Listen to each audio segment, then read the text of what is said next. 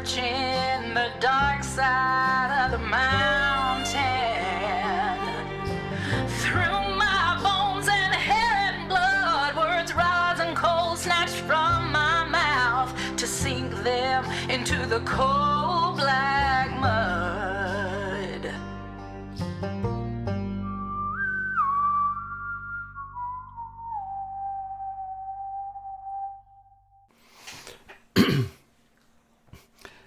Welcome, everybody. This is ZealZaddy, and we are playing some Old Gods of Appalachia tonight. The session title is called Darkness. My camera's a little too high, ain't it? That would annoy me to death, having my head cut off like that. You can follow us everywhere at ZealZaddy or at ZealZaddy RPG. You can check out our D&D supplements and our Cypher supplements on DriveThruRPG. Just look up ZealZaddy, you'll find them. There will be links that'll drop in chat at some point throughout the session. You can use the clip command. We'd love to see the clips made. And the opening music was by OBP Musical. It was composed by Nico Rhodes and sung by Melody McClellan, who is off and running on my second commission, which I am very excited to see. Old Gods of... God, I have a little bit of a frog in my throat. I hope it's not a bullfrog. It may be too big then. Old Gods of Appalachia is a horror campaign that may contain material not suitable for all audiences. Listener discretion is advised. And that may be particularly prescient tonight. So why don't we meet everybody, bring them all in. Let's say hello. I have got a dog moaning in the background. You know how hound dogs are. Why don't we start with Tegan? Hey, y'all. I play Tegan Foxcroft, a perceptive tinkerer who crafts powerful objects, and I am played by Kayla, or Just K, or Just Thinking K, or DM Dalliance, depending on where on the interwebs you have run into me and know me from. If you would like to follow me and find out all the wonderful TTRPG things that are considered too chaotic for UO publishing, you can find me at those links and follow me and get that fun stuff. You can also find me as the general manager at Underground Oracle Publishing, where we're putting out things like Harrow, The Blighted Plain, Wild Space, and monthly Cypher shorts. We have another couple months of post-apocalyptic Cypher short collections coming out. And then our patrons have voted on Dark Supers as our next collection set. So those will start here in a couple of months. If you would like to also vote on those, on what themings we do, you can join our Patreon and you'll see those votes pop up. Sorry Not Sorry for both the post-apocalyptic shorts I've written and the Dark Super ones I've already written. GMs and players alike are welcome to let me know how those go when you run them. I always love hearing those stories. Sorry Not Sorry. All right. Well, you ain't got to apologize for putting out cool stuff. That's you ain't got to apologize for that. You're doing cool stuff over there. All y'all are. All right, Professor Hayes. Hello, I'm playing Professor Erwin Hayes. He's a speaker, shifty speaker who speaks in tongues. Returning from my absence because today, Monte Cook Games next Kickstarter on, which is 3 new books that they've come out with. So do check it out and join us on the backer train. All right. Benny. Hi, I'm Nekola, or Nekola the Druid on all the social places. You can, Crazy Cat Lady, you can also find me over at Diversity Saves as the Director of Programming. We're a 501c3 nonprofit built by creators from marginalized communities for creators of marginalized communities to create an uplifting space as well as provide grants for content creators. And I am playing Benny, Lil Benny, the hardy explorer who becomes the beast and befriends the crows. That is true. That is. Soon you'll be like the hobbits in Lord of the Rings, just adding all these titles to yourself. All right. I'll do it. Father Bartimaeus. Hello, everybody. I am Father Bartimaeus, being played. The player is Grimm. You can find me online at empathic_Grimm at most socials. Do keep an eye out. I am still on track for the end of the month, releasing an Ash end of my new solo TTRPG, By the Hero's Side, where you're playing as a hero going through the Demon Lord's castle, using a deck of playing cards and a full set of polyhedrals to represent your party. It's a lot of fun. Keep an eye out for that. And I have other things in the work in which I can talk about at a later time, but not quite yet. So keep your eyes posted on the socials for that. Yeah, I am, again, I am playing Father Bartimaeus Crowling, who is a cursed speaker that possesses the gift. All right. And Walter. Evening, everyone. My name is Robby Weiss. I'll be playing Walter Gwynnon. I'm a one-time podcaster, now full-time player, and have fun person. Maybe? I don't know. I just like playing games with wonderful people, just like these folks here. I do a little voice acting work on the side, but my life is pretty boring, and I like to keep it that way. And again, I'll be playing Walter Gwynnon, the perceptive beekeeper and mead maker who masters the swarm. All right. Well, welcome back, family. You know, when you light a candle, you also cast a shadow. Because that shadow is of us. We cannot be without our little blights on our souls. So people will do anything to avoid facing their own sins. As Granny Smythe says, we are all, everybody, a little sun and a little moon, and a beast that searches for light and one that's drawn to the darkness. But when you go deep, all the darkness becomes everything you are. It devours you. It embraces your hidden secrets and secret desires and lets you breathe in your, well, what you breathe in is personal to everyone. When we catch up today, Professor Irwin finds himself walking to where he thinks everyone is going to be, at Walter Gwynon's house. He woke up and at Gazzy Smythe's house after a night of unusual dreaming. Lots of darkness, lots of apocalyptic visions rolling and ruminating in his mind. Woke up cold sweats. Sheets, of course, had to be changed after because they were wet from the sweat. Unusually, though, when you woke up, the voices you were hearing before were still with you. Not all the time, but just enough to remind you that you're still hearing things. And maybe they're not the worst things, or maybe they are. The worst of all that, though, you hear those voices and they start making sense to you.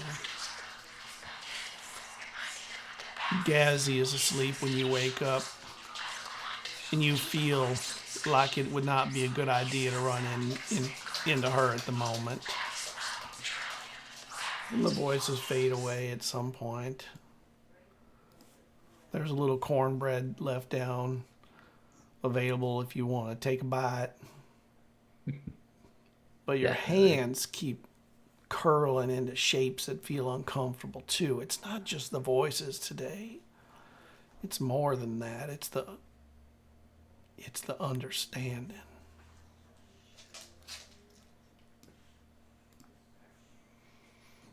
the sunlight streams in.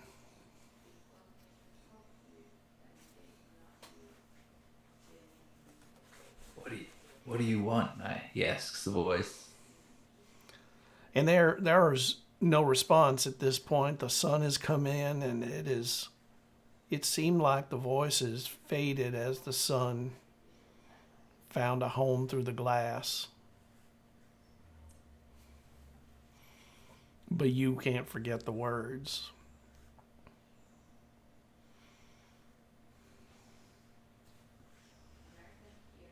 What were they? You remember the words that you heard was something about ichor from soil. And when you hear it, your hand forms a shape that you don't mean to make. And it is a form that looks a lot like the symbols in your book. One of the symbols in your book. Another one that you remember is wither and vermicular shadow. Not even completely sure what that is, but when you think it, your hands form a shape that you don't do by purpose. And the last one you remember from the night was malice of the weak mind, and your hands bend and contort, your fingers making gestures you don't mean to make. And your head turns and you shake your neck a little. You can feel tension running through your back. But your book is with you, so you got some safety net there.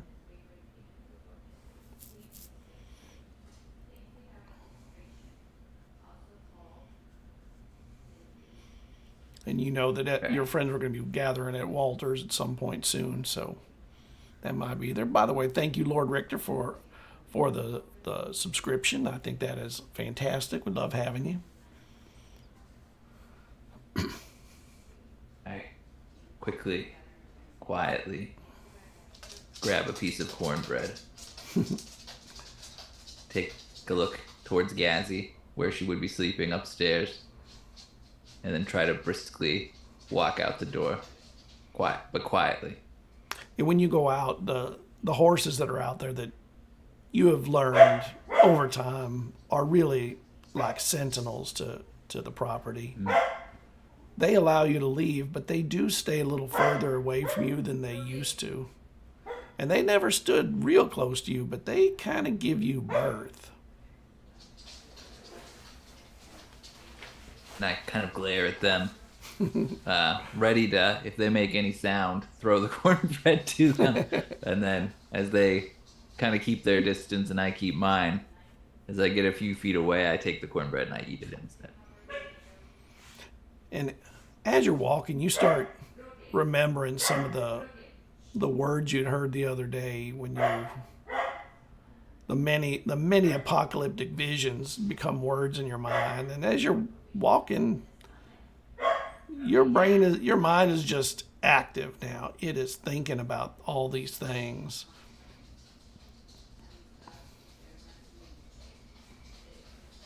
What do you do when you get to the bridge to the town? It's about an hour, by the way, to the bridge, so you got a little time to contemplate the end of everything. It's morning. It is morning. I'm rambling, probably like a lunatic. Anyone at the bridge, just saying, "You need to go. You need to leave. This place." And the people you see over the bridge, they are passed out all over the town. You actually smell the alcohol on everyone. Like this whole town is turned into drunks over the last few days, knowing that in a couple days prohibition comes on, and I mean there is some sense to it. Children too, by the way. It is not just the adults of this town. I'll walk up to someone on the ground and kind of give them like a slap on the cheek. Wake up. Whoa. What's going on? Oh my God, my head hurts so bad. I really could use a drink. You got anything on you? I need some hair of the dog. That sun is going to kill me. You need to get out of here. Something happened in town. Something with the mines. You need to leave. Get everyone you can. Oh, Wake up, man. I work in the mines. What's going on in the mines? There's And he an emergency. raises himself Explosions. up. What? There's explosion Fire. in the mine? Fire and death everywhere. You need to go. You need to get as many people as you can out of here. And he stands up and he starts stumbling down the road to the next person, and he starts nudging somebody and kind of leaning over them and trying to talk to them, and he kind of falls across them and falls back asleep. And when you cross into the town, you feel this. You feel like you're drinking as you're walking. And you feel and get the taste of alcohol in your mouth as you go. And it is not long before you realize you have imbibed more than you ought to, and you didn't imbibe nothing. Look at this. Need to get a Walters. Walter! He starts screaming.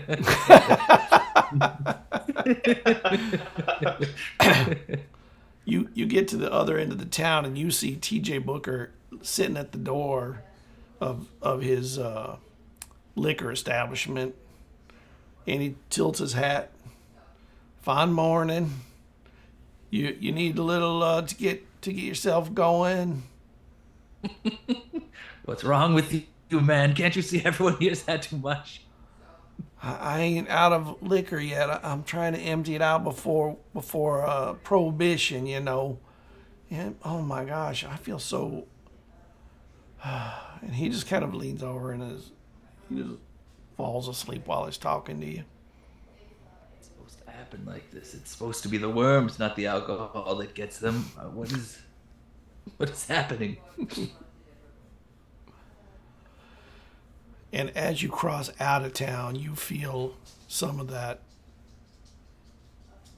alcohol almost seep out of your body. It does not leave you completely. You still feel like you've been drinking, but you do not feel like you're completely drunk at this point.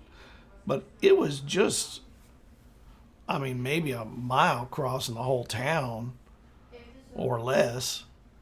And you went from not having drunk to fully drunk to not having drunk too much, all in the span of that distance of walking. And TJ was the only one you saw who was still awake at a little bit. And you get out of the town. You got your mission. You know where they're all at.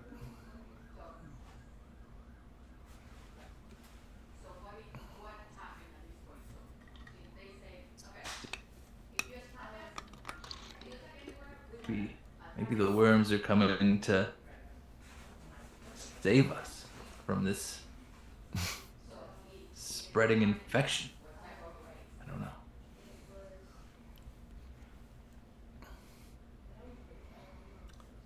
And you walk a bit more, and you find yourself waking up sitting next to a tree after a few hours. You realize you have fallen asleep and awakened again in the middle of in the late morning. And this journey to Walters is taking more time than it ought to. That's for sure. You're not even sure why you got tired.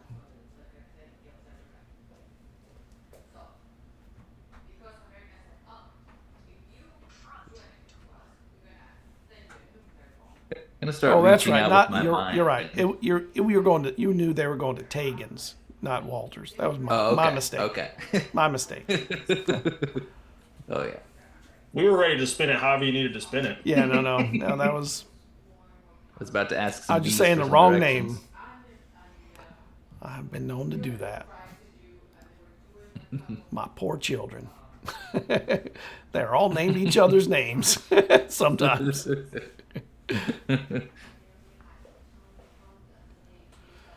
And eventually you find yourself walking into Tagan's, the property line at least. And you see that there, out front, you see Benny and some crows. And I believe it was also Father Bartimaeus talking to Benny about the crows. And Walter comes out, heading your way. And as he's coming in, you see you hear things in your mind, those whispers again, and your hands in a coordinated way make shapes or forms or symbols or whatever, and then suddenly Walter is there, like you were in a daydream for a moment. Hey, Professor, Walter. are you all right? I think I walked through town. I think it may have been a mistake. I haven't felt right since. Why is your hand doing that though? I mean, we all got drunk walking through town, yeah, but none of us were doing no yoga with our hands, whatever yoga is at this time in history. I think it's just probably a cramp, you know? I probably slept on it. Funny, I just woke up not too long ago. That don't look like no cramp I ever see.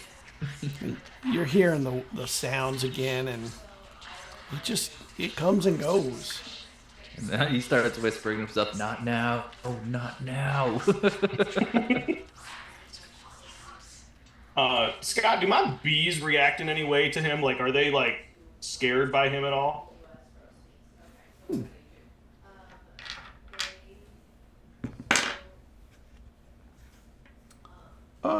They do not act scared. They seem to be A-okay. Okay.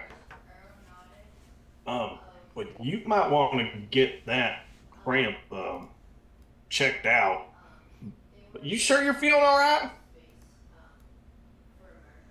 Yeah, I'm sure it's fine, but Walter, I think something's escalating here. I think those voices I told you about before, they're coming more and more. I think something's about to happen. Well, I'd say that's probably right. We decided we're gonna go down into the mine.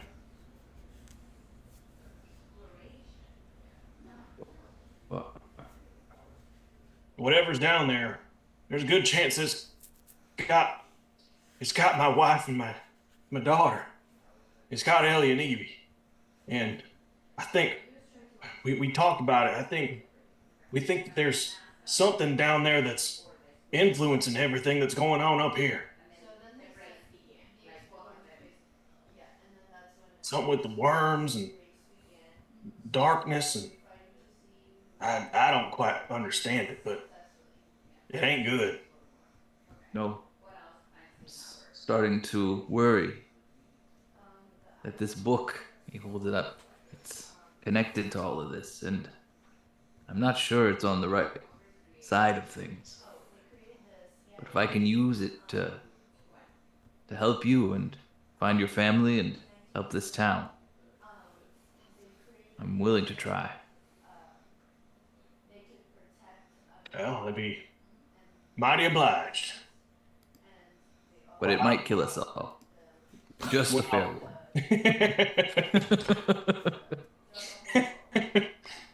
Well, if anything in this town could kill all of us, it's you. Thank you. Tegan is offended by that.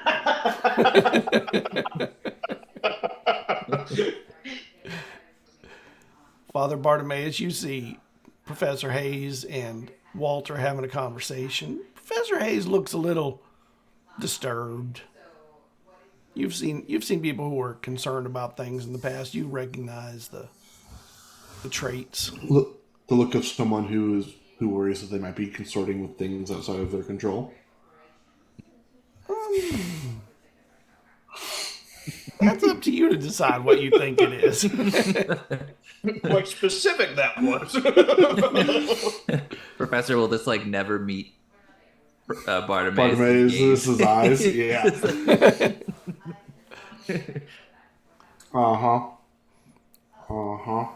He's not angry. He's disappointed. And Benny, you see Professor Hayes has returned, and Walter's out there talking to him, and Father Bartimaeus' eyes turn from you to Professor Hayes. Your conversation about the crows kind of ends abruptly with his arrival. There is a look in Bartimaeus' eyes that Benny would have never have seen in Bartimaeus. But it's a look that she would have seen in especially more predatory animals. Of, when a hound catches a scent, when a tiger is on the prowl. There's that kind of look in his eyes as he's just... You see the Bartimaeus is kind of just taking in the professor as a whole, and there is something going on with the professor right now that is triggering something within Bartimaeus.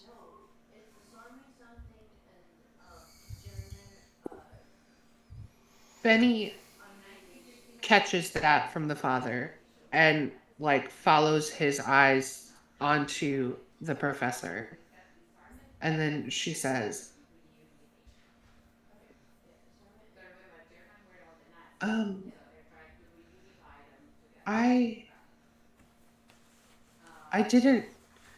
didn't choose the ability that I have. And even though I'm a little scared, maybe the professor didn't either.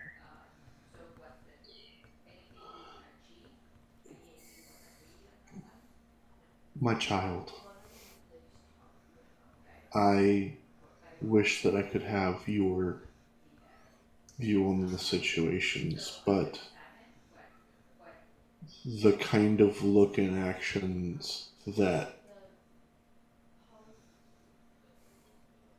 the kind of worry that emanates from the professor right now is one that only comes from individuals who have either believe that they could have controlled things outside of their king or have interacted with things outside of their understanding, believing themselves to be the thing to either be harmless or themselves to be the master of it in their own way. And unfortunately, it is the kind of thing where brilliant men can make the stupidest decisions. And the professor is nothing if not a brilliant man.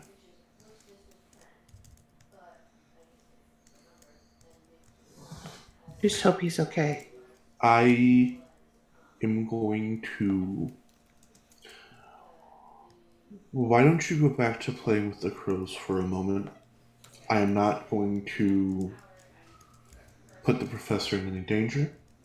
I wish to merely see if he needs assistance, or if he's at the point where he's willing to take assistance when it is offered.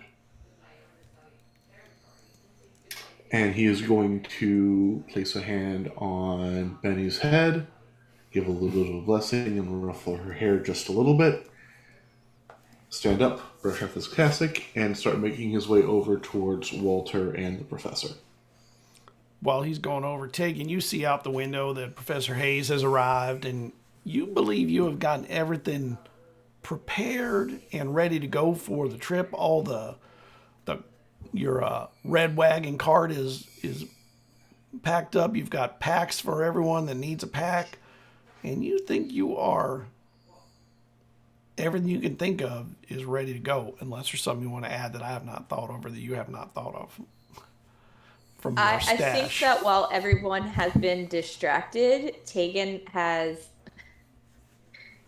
written a very important note and left it in where the frame of her and her parents used to be, like on the wall, like using the same nail that held that picture. And it very obviously says something like in case of disappearance or in case of death or something like that.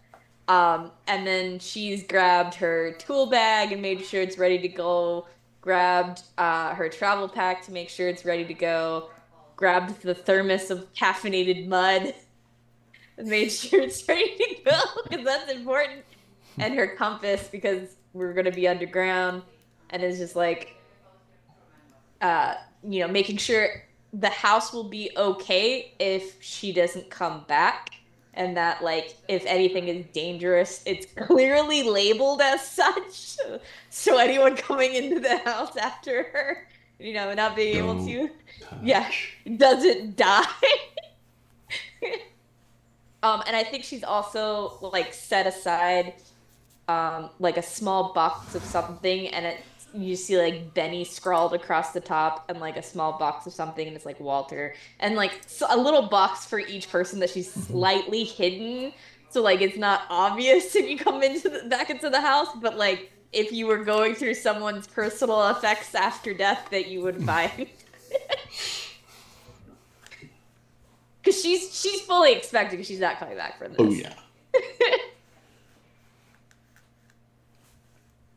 So you get out there, Father Bartimaeus, to where Walter and Professor Hayes are talking. And Professor, how are you doing? Felt better. How about you? Good. Very sick of being drunk every time I enter into the premise of the town. I am quite done with that feeling, if I'm being entirely honest. It's gotten worse, It has gotten worse and it's gotten more potent. And I think it's spreading. It's spreading probably due to the actual manifestation of John Barleycorn walking around the area.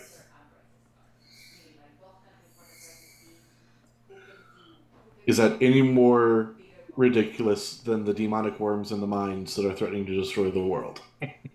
Suppose it's not when you think about it. Perspective, my dear professor, is the heart of all reasoning and rhetoric. I fear no one, if I ever go back to New York, I don't think anyone will believe this. If anything else, though, I mean, what with Tolkien's works now being in mass prose, there might be a place there for a additional fictitious work to enter the scene. Might be the only way to get it print. Maybe one day people will listen to something like this on the radio. That would first mean that, radio being used within the general vicinities and not for special military, without special government usage outside of telegraph centers. And while you're talking, you feel the ground rumble. Not a fan of that. And Benny, when it does, you see a root from the ground rise up in like a loop over in the field.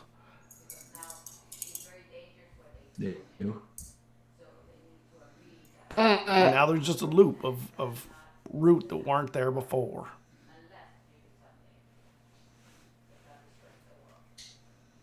Did my crows fly away? Oh yeah, as soon as there was a rumble, the crows all... Did I have my crows? I thought I went... They had flown away initially earlier in the morning after Father Bartimaeus was talking to you with them. That's what I thought. About them, yeah. But the crows that were in the area, they scatter when there's a rumble on the ground. They get in the air.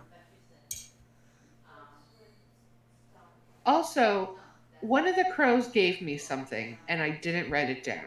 A piece of string. Oh, that's right. String. It's a piece of string, yeah. Yeah. Okay. I think Benny, and it said a word to you, too. Yeah, Deep? it did. And I... Deep? Deep. Seemed like. Okay. I mean, I'd love to say I wrote all this down, but that would be off-brand. Okay. So, Benny holding the string in one hand because she's not let this string go. She has a plan for this string. Like, it looks at the root and looks back at the others and is like, she's like gonna wait until there's an opening or they turn to look at her before she points out the root, because she doesn't quite think that the root is enough to interrupt, but she's like, that's worrisome. What do the three of y'all do when the ground rumbles? I first thing for Bartimaeus is looking towards Benny and making sure Benny's okay anyways, so. I think Benny, like they make eye contact and Benny like, oh shit. That wasn't there a second ago. No, child, it was not. Okay. Thankfully, we know how to get rid of these now. Oh, it's that kind of root. Tegan, I need a match, please. Is it that kind of root, or is it just a regular root that got pushed up? Not trusting it. It was there a minute ago. As I approach, does it look like a root of the bleeding tree? It looks similar. Might be that. Might be another. Good enough. Good enough. Maybe. Yes. Tegan comes out with a makeshift like Molotov cocktail. Please, if you're going to throw that, make sure I am clear before you do so. Just say the word. You know, They're all clear. pulling out Silver Nail, driving the Silver Nail home, and then getting the fuck out of the way. Yeah. Walter kind of gets by Benny and is like there kind of protectory and a little bit next to the professor as well, ready to kind of cover them if anything goes awry, particularly of the Molotov kind. Yeah, and that root, when it is hit hard by the nail, silver nail, it shatters into the air all around. And when it does so, the root, it was in a loop. So when you poke and it shatters, you realize that under this root, there is a hole. I'm not a fan of that. Tegan, Yeah, do I need to blow something up? do you know if any of the mines or underground passages within or natural cave formations within these hills goes underneath your abode? Would I know, since I had worked in the mines from like 9 years old? None of the mines you've ever heard of, no. No, You're not in out lower. here.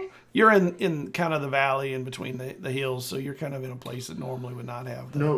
No natural cave systems that you know of. Oh, there are natural cave systems all over the place, but none that are under your Right. ground, your property that you know of. Yeah, nothing here or at least nothing that should be here.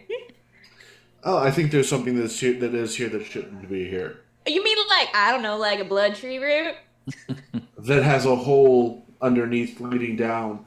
Is it like a person size can fit down in a hole? Probably, Or like a yeah. little If hole. if they went Cool. straight down in it, yeah. Cool. How chaotic do we want Tegan to be? Tegan, may I see that Molotov for a moment, please? I can make a new one. Give me 2 seconds. Scribble. May I have right? May I have a Molotov, please? Here you go. Lord, please guide this flame, let it purge away the sins of the world and cleanse this place for forevermore. Lights it, drops it down the hole. And it drops for a bit, and then and you see fire down below. It went deep enough, though, that it probably went down 8-10 feet before it hit and bust open and burned in there. Luckily, with the Why- hole here, there's enough oxygen. It like feeds that fire. Why I feel like we're gonna have to go blow up a tree after we blow up a worm. We could just. I go thought blow that up was the tree already the first. plan. It was the plan. Well, actually, the hope was killing the worm would kill the tree. Or at least That's the hope. stop the shenanigans. Correct.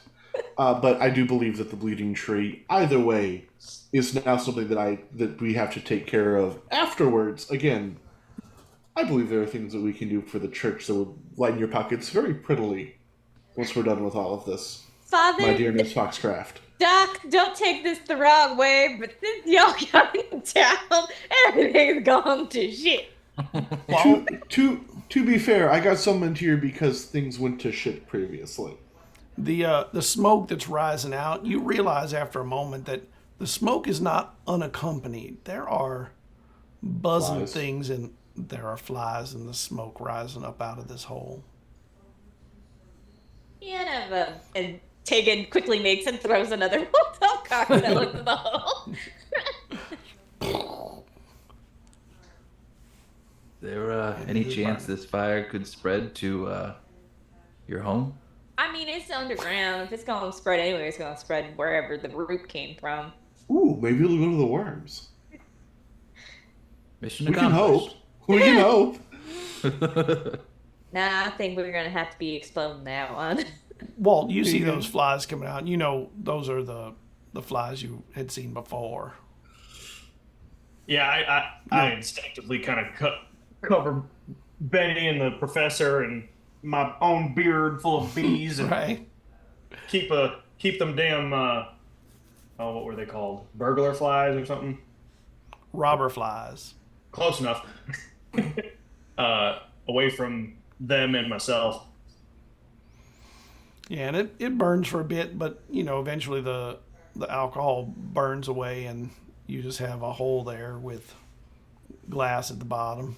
I think Tegan's going to go like full chaotic and like stick their head in the hole. All right. So when the hole is deep enough that for you to really look down in it, though, you'd have to go down in the hole, like just peeking in. The hole doesn't open up at the surface; it opens up further down than that. So Tegan just gathered their travel pack, which contains 50 feet of rope and 3 spikes. So I think Tegan secures the rope up at the top and just kind of like dips themselves down into the hole, like. You secure it to the bleeding tree. Not to the bleeding tree, but probably like a foot or so back from the hole in case there's some sort of like collapse. And it's very clear what she's doing. That she just goes, wee. Would you rather me just brace the line for you? I mean, you can do both. Bye.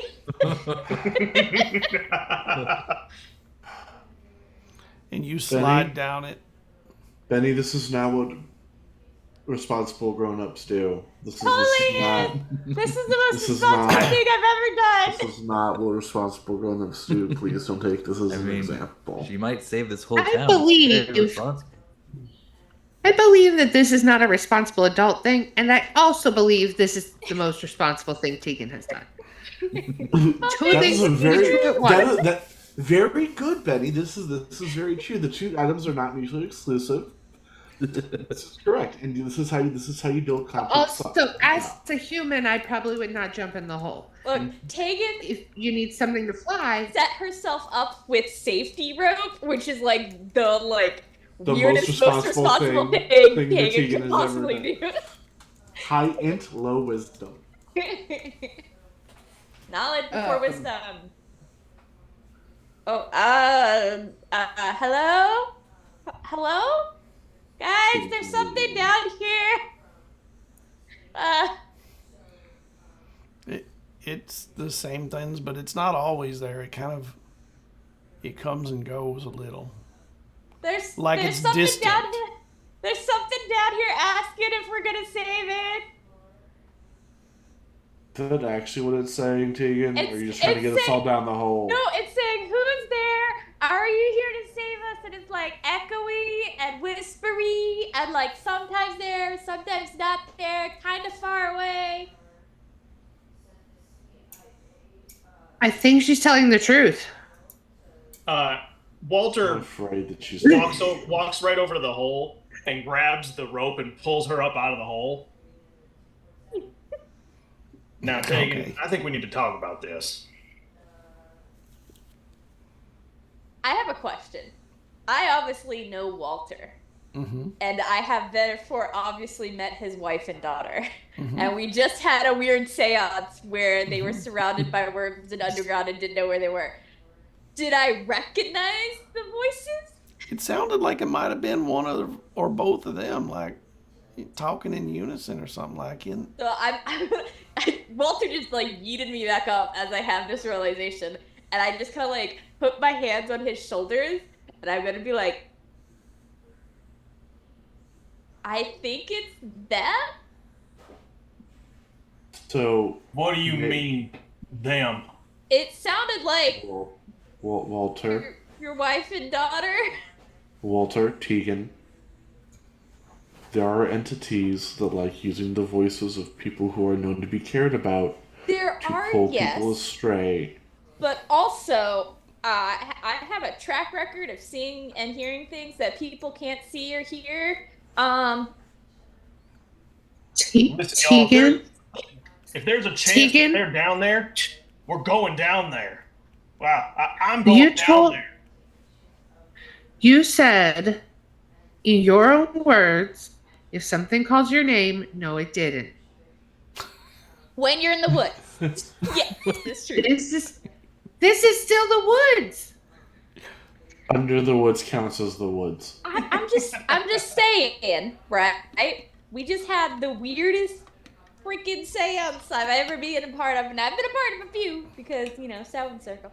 And things we might need to go blow up the tree before we go blow up the worms. We can spare one of the 5 bombs to blow up a tree with. That's all I'm saying. Professor, we have bombs now. Oh yeah, 5 Doesn't bombs. surprise me at all. It shouldn't. They let me find the big bombs. I did. It was a great day. We all bonded. We all bombed it. Necessity does that.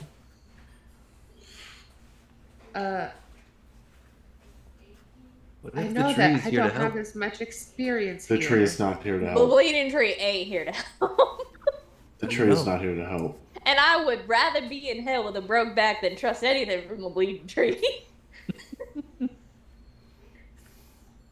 What if the tree is trying to stop the worms, or The tree is the tree that is releasing robber flies. And maybe flies eat worms? Professor, I know you're lit facing, but how much about any of that science sickle stuff do you know? The social sciences, I know quite a bit.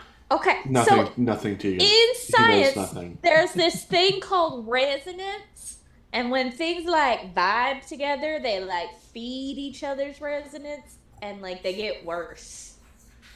And I think the bleeding tree and the worms are vibing with each other's resonance and just get worse together. As they start talking science that is way over 11-year-old Benny's head, Benny's gonna look at Walter and try and read Walter because a thing was just said, and then we kind of breeze past it, and she's like, are you okay? I don't know that Walter would have heard you because he would have been off in complete like distraught land, and very focused on the task at hand, which for him is, I am going in that hole. And We have a plan. Scott, if you'd let me, while they're all talking about things resonating with one another, can I make an intrusion? Sure. Like a Yeah, Cypher play. intrusion kind of thing? I don't know how these work. I'd like to spend an XP Yep. to attempt an intrusion of. I'll let you kind of pick from these two, but either a sudden vision or a nearby presence with the intent of trying to see whether or not. I guess I'm going to stick my head in the hole. And I want to see if I can get the impression that, well, one, am I hearing what Tegan hears, but if that is indeed my wife and daughter. As soon as you put your head down in that hole, you hear, "Daddy, is that you?" And it is 100% in your head, at least. That is your daughter's voice. Are you looking for us? We can't find our way out. Amy! Hey! Can I tell which way? Like, is it one direction in the tunnel? It just seems like in the tunnel, like no particular direction. But the tunnel seems to go two directions. Okay, so it's like the root came up out of the hole, and then I could either go one way or the other. Yep. Okay. Am I able to tell which direction her voice is coming from? You can tell it's kind of in that direction, which peeking up, you realize is the mountain way rather than further into the valley. Okay. I guess for flavor, in that moment where I stick my head in the hole and I hear them, my bees, they almost like rise up off my body, like there's like a sense. They are perturbed, and they kind of feed off of my perturbedness.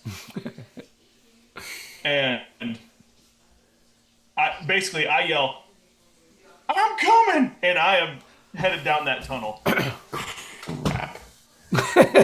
Just falling down a 10-foot hole.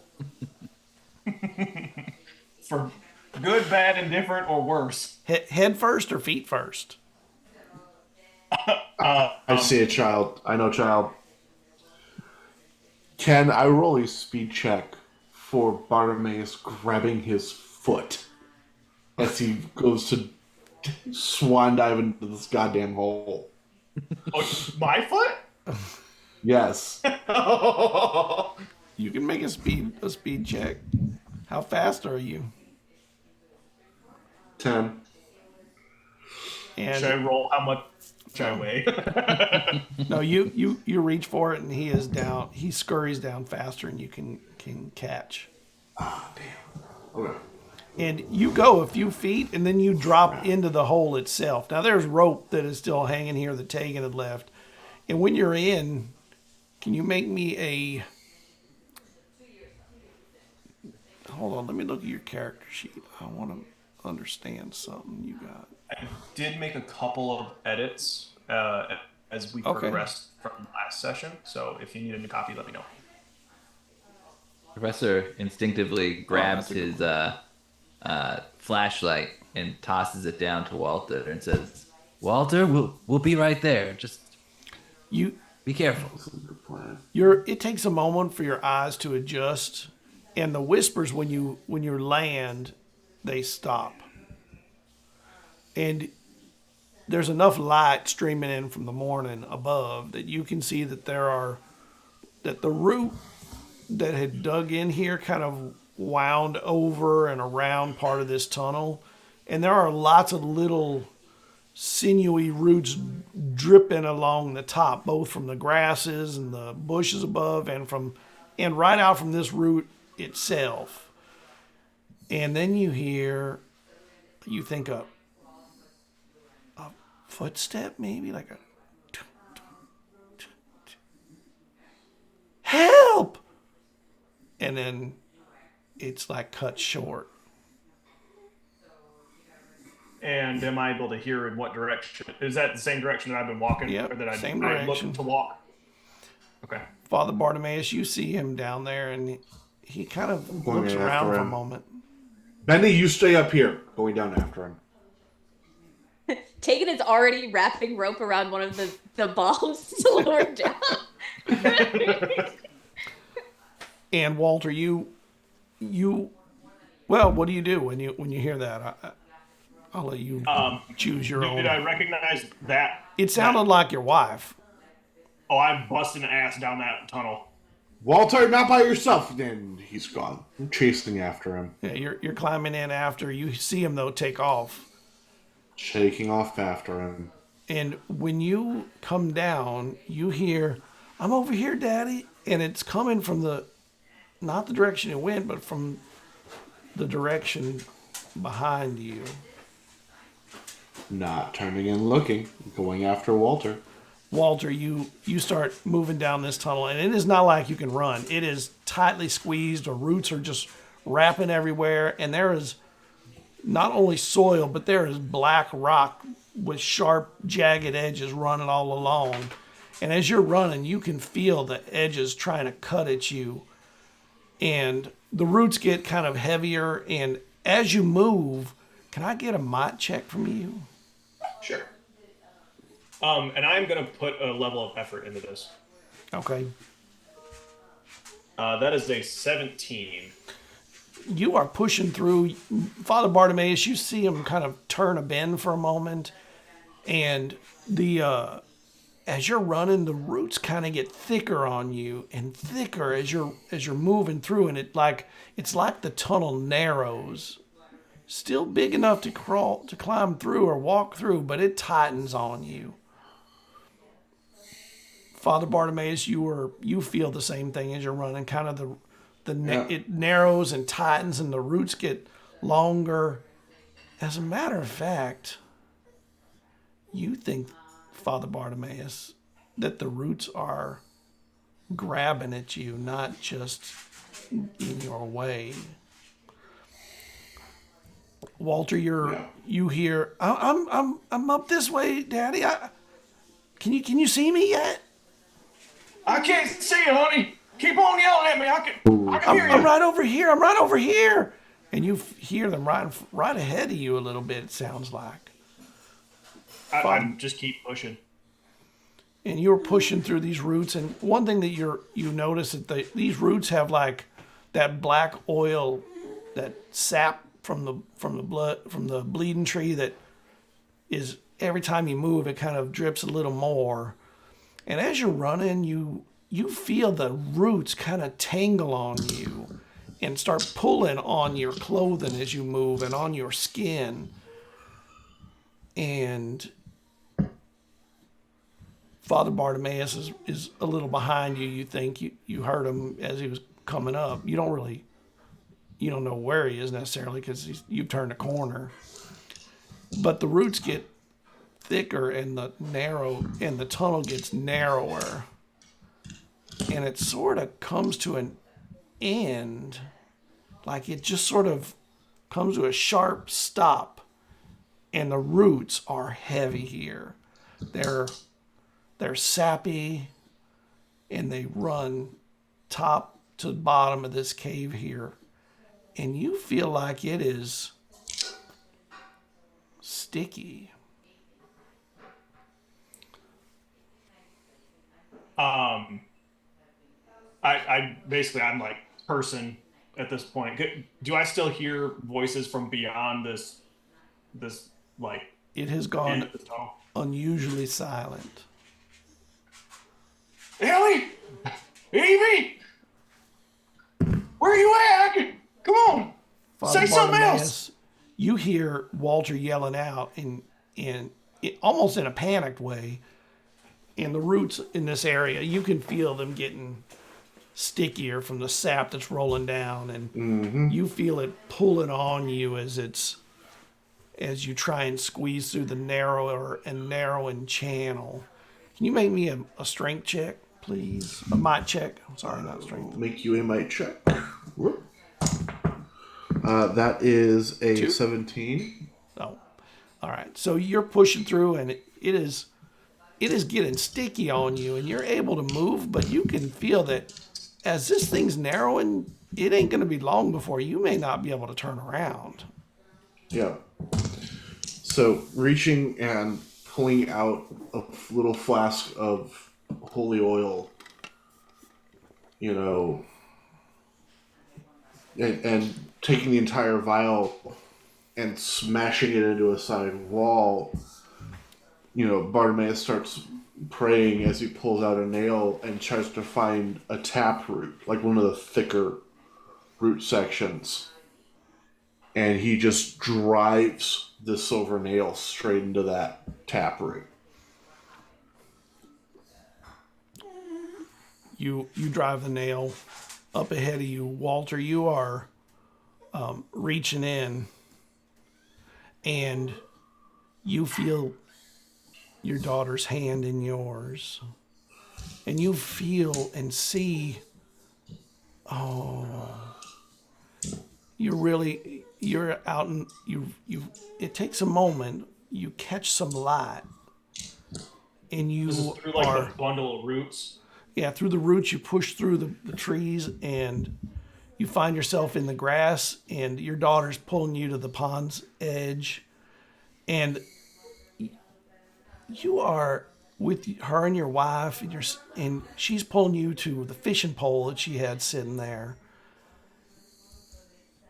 And she's looking at you. Well, Daddy, I got a fish. You got to help me. I think it's a bluegill. I ain't caught a bluegill before, but it looks like a bluegill. And she's looking down in the water, and she's pulling up on the pole. It's too strong for me, Daddy. I can't pull it. You got to help. And your wife is sitting there on a towel, kind of just smiling at you. Well, take care of it. Your daughter's got a fish. I am visibly and emotionally shaken at this moment. Just like Walter. taken aback. Perfect. Do I hear that? You just hear mumbling in the distance, like maybe it's outside. You're near town. It could be anybody. Probably some teens out in the woods playing around, playing a fool of you. Daddy, I got this fish, and what were you saying? I would say at a much, much slower pace because Tegan has wrapped one of the bombs and lowered the bomb into the hole. Tegan is behind Father somewhere with a bomb. But probably way behind you. Your daughter lifts the pole out, and there's actually a bluegill on that line. She has really got a bluegill. And you remember this. You remember this moment, just like it was yesterday. It was the last time you went fishing, as a matter of fact. It's her first bluegill. And, Look at that! You got one. I got a bunch more worms I dug up yesterday. This morning. I mean, they ought to be good too. We can catch a bunch of fish. Sit down with me. Let's catch some more.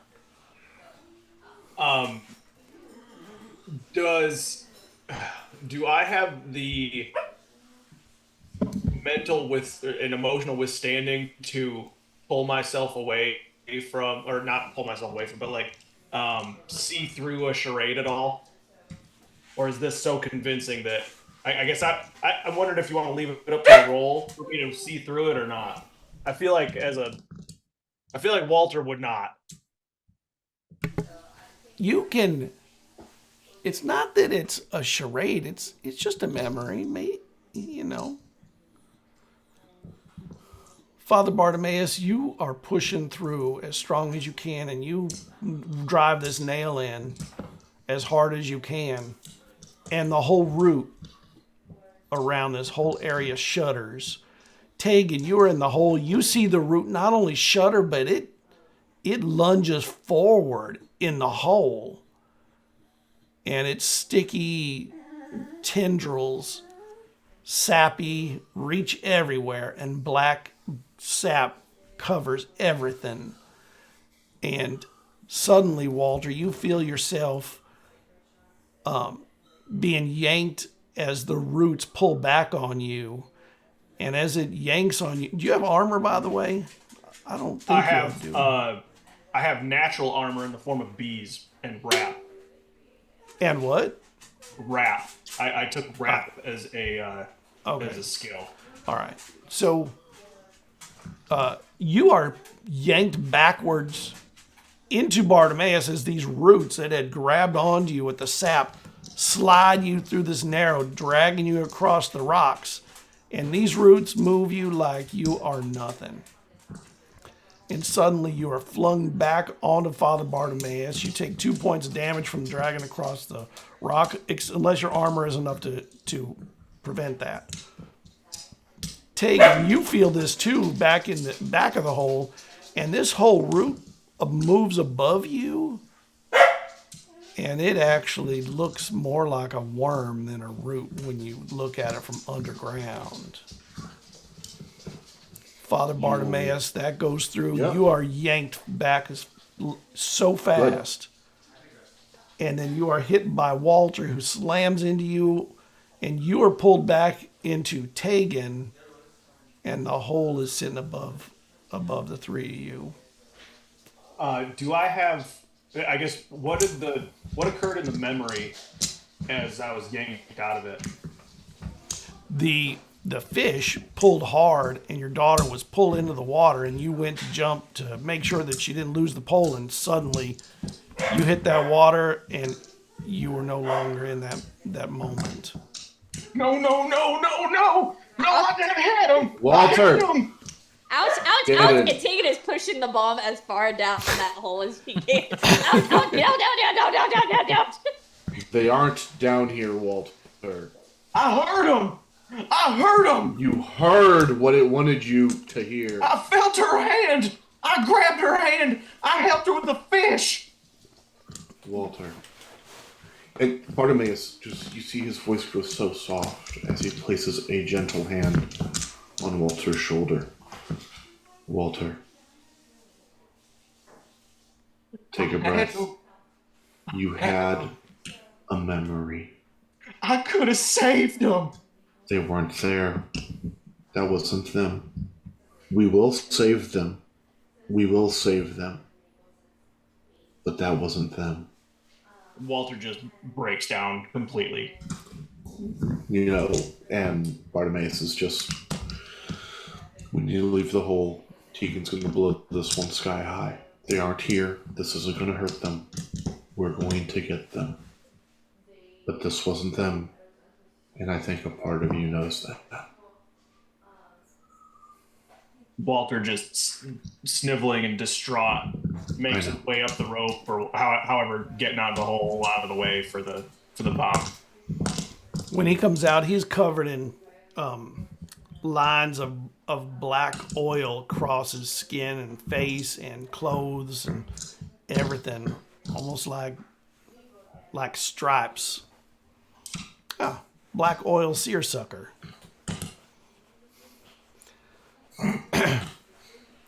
He As comes he's coming out, I'll grab his wrist and help him out the very top part. You just hear it in the hole.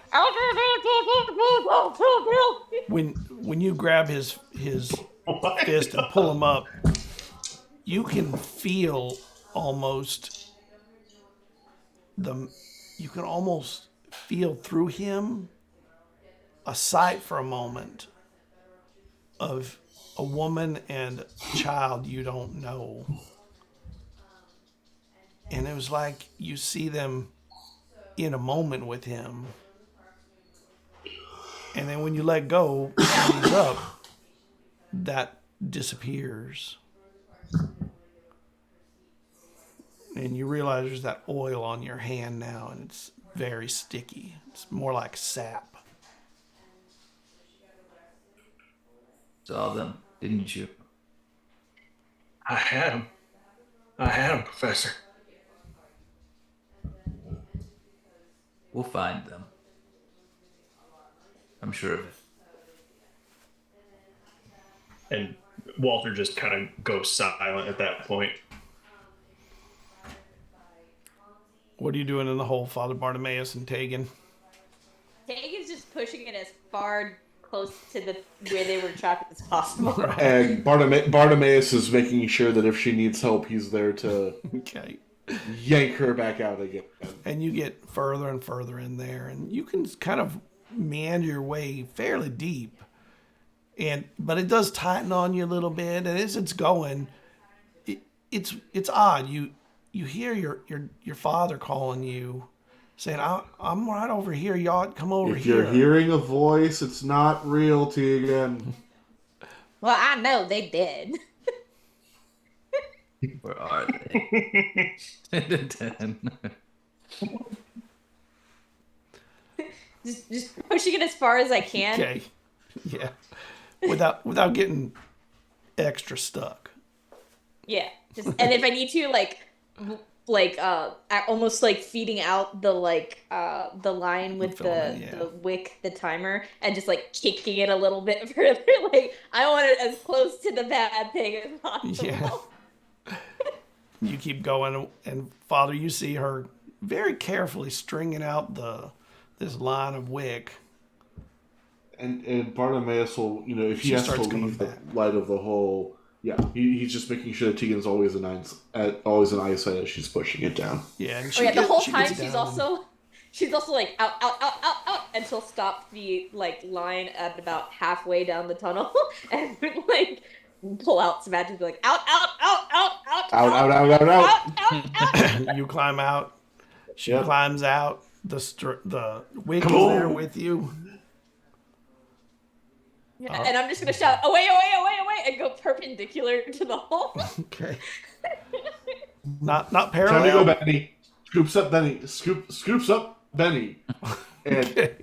yep. Benny's faster than you. You don't need to scoop Benny up. Benny might be Scoops up faster than Benny. all of y'all. Benny's probably faster than all of us. Benny started 30 feet away. We are Benny calling was back. over on the bench. My Over on one the bench. joke I've made this whole season. It's a good joke. And you run, and there's as the wicket kind of rolls down into the hole, and there's this long pause, and it seems like nothing's happening.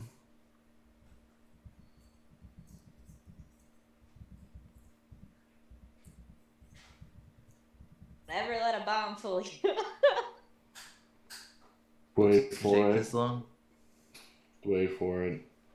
And then you see an explosion come out that hole, and it lifts in a long line. Just it tears ground up for a good part of your land in almost a straight line, blowing and What lifting happens the to grass up. house? It doesn't blow up the house. It is Okay. It is parallel Fair to but question. distant from the house, and it just runs, Well, and then it's I guess done. I got a cellar now. Does it run towards the bleeding tree? I didn't hear you. What? Does it run towards the bleeding tree? Well, you don't really see the bleeding tree. You don't really know where it is exactly. But it runs toward the mountain and towards whatever's that way. Okay. Hey, Father.